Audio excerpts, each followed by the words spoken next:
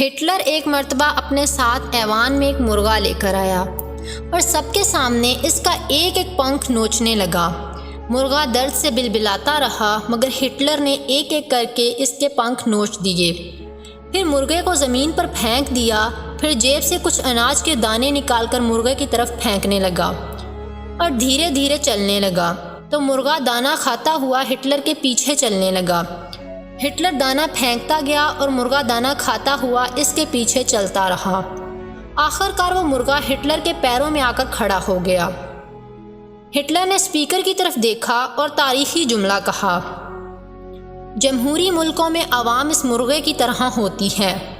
ان کے لیڈر عوام کا پہلے سب کچھ لوٹ کر انہیں اپاہج کر دیتے ہیں اور بعد میں انہیں تھوڑی سی خوراک دے کر ان کا مسیحا بن جاتے ہیں۔ حالیہ زمانے میں ہماری حالت بھی کچھ ایسی ہی ہے۔